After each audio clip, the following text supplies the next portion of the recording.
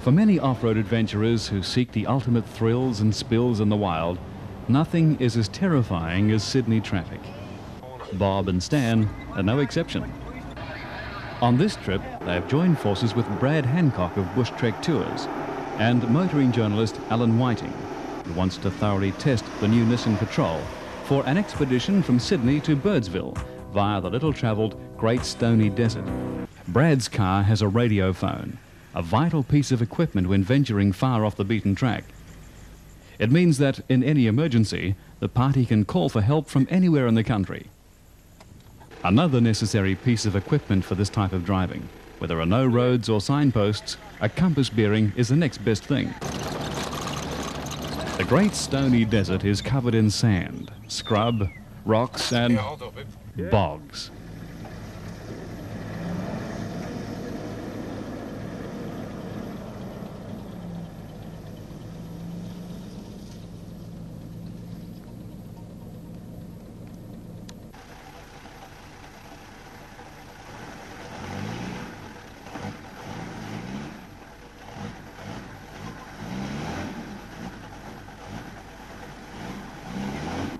We're 5 minutes into the desert and we've lost 2 cars already. This was to set the scene for the next few days.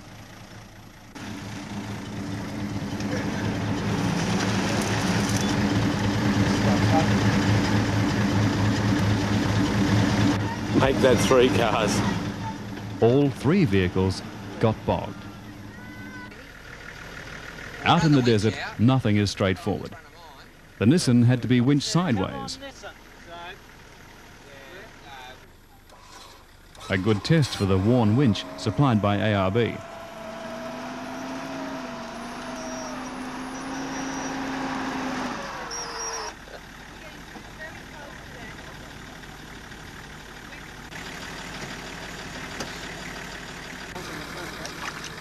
I'll go from... No, because that'll pull it around that way. What I want to do is pull it back over this way, which will pull the front back.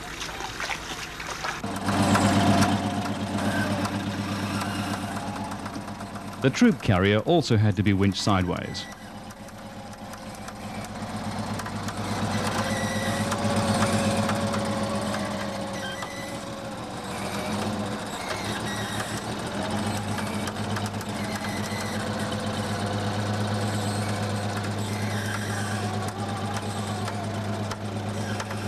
It wasn't pleasant. The mud stank and the mosquitoes seemed the size of crows.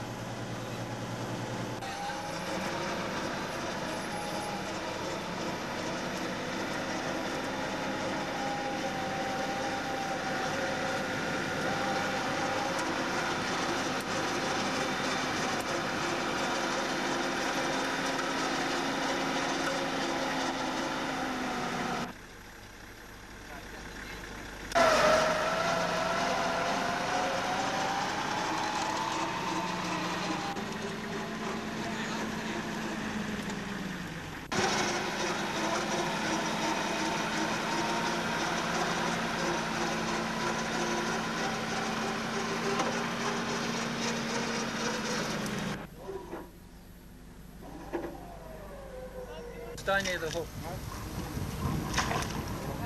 What we're going to try and do is winch the Nissan in between the 2 Toyotas and up to another tree which is about 200 metres away. Luckily, there was a tree near the edge of the bog. The tree we're winching onto has got a young eagle in it. Bob and Stan always make sure they have chafe straps on hand to protect any tree they have to use as an anchor. Chains can ring bark a tree before you know it, leaving it to die.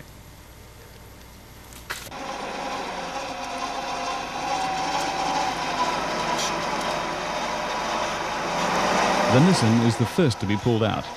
It performed well for the entire trip, and the only thing that Alan could fault was the set of standard road wheels.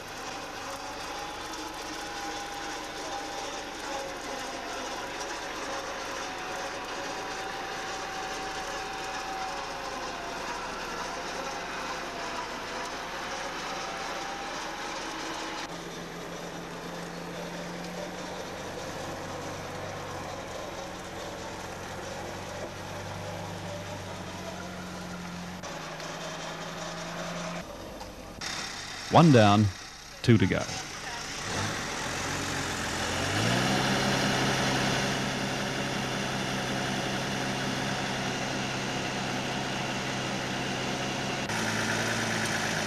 Both Bob and Stan recommend that you have a minimum of 3 cars if you're planning a desert crossing. And make sure they all have winches. You'll need at least 300 to 400 feet of cable, plus some come-alongs. You're going to need plenty of fresh water. It's hot, thirsty work, and even the passengers who are confined to the vehicles get thirsty. Bob's party had to ration water. It was a bit hard for the kids, but they all understood.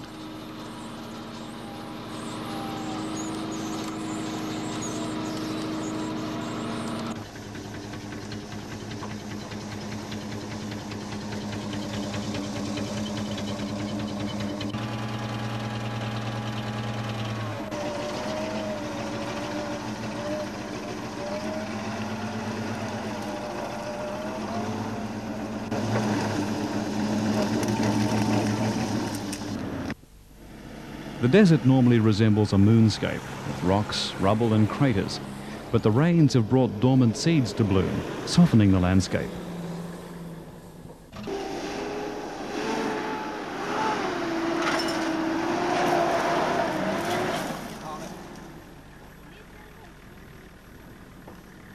Brad's Bush Trek Land Cruiser and trailer tip the scales at just over 4 tons and gets bogged at the drop of a hat. Jack, with the camera, is a journalist for Australasian Post, and Bob in the check shirt is a bank manager, having a taste of the great outdoors. It's another very hot day, and it's back to the winching.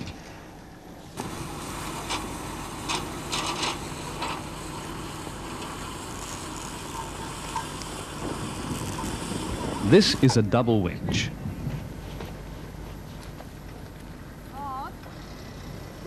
Two vehicles hooked up, and both pulling as hard as they can.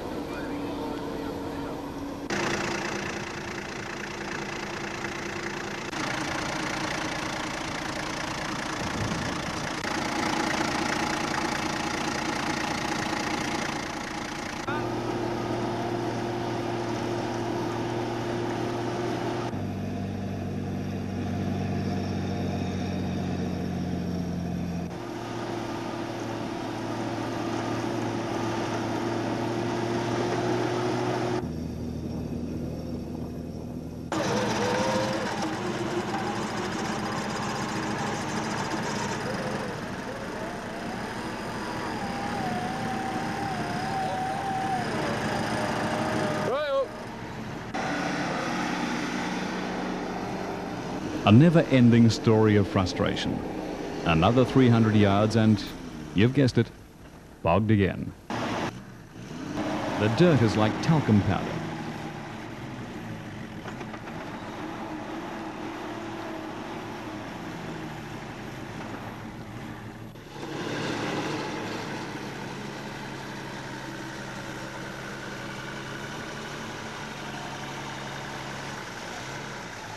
And if this isn't enough, the troop carrier is boiling badly. Time to add more precious water. Although all of the trucks had special diffs fitted before the trip, even that couldn't guarantee traction.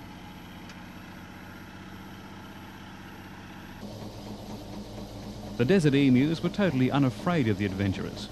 Then again, they probably hadn't come across four-wheel drives before. So some of the party stopped for a closer look at the desert locals. Then came a call on the radio. The Nissan and the troop carrier seemed to be able to traverse most of the boggy areas, but Brad's heavily laden Land Cruiser got stuck regularly.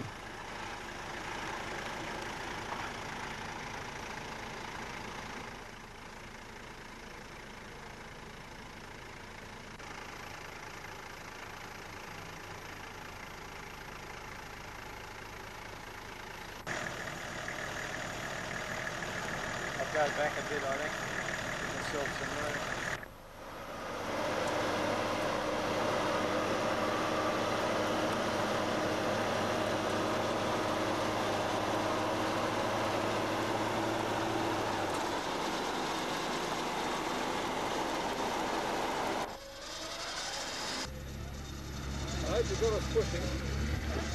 You're on. In spite of the previous repair job on the radiator, it's leaking badly and boiling. So Bob uses one of the many old bushman's tricks he's picked up on his travels to the back of beyond. Take an egg, any sort and any age. Separate the yolk from the white. Chuck away the yolk and drop the white into the boiling radiator. It poaches nicely and seals any leaks for a time. It should be enough to get you out of trouble anyway. Cooking, well, motor repairing, is hard work, so it's time for a beer while they survey the instant repair job. Now the going over the big dried up swamps is good, and the bogs are rapidly left far behind as the party leaves the desert on the way to Birdsville. At Wirripiri Bore, all of the water containers are filled up again.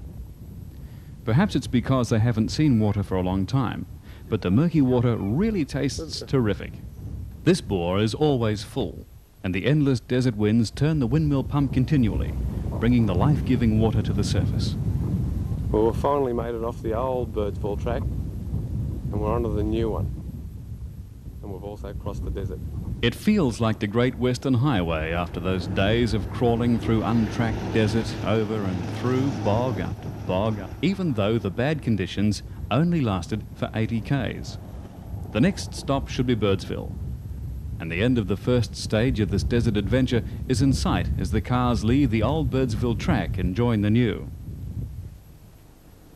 At last, civilization and a good beer, a good meal and a good shower, in whatever order they come.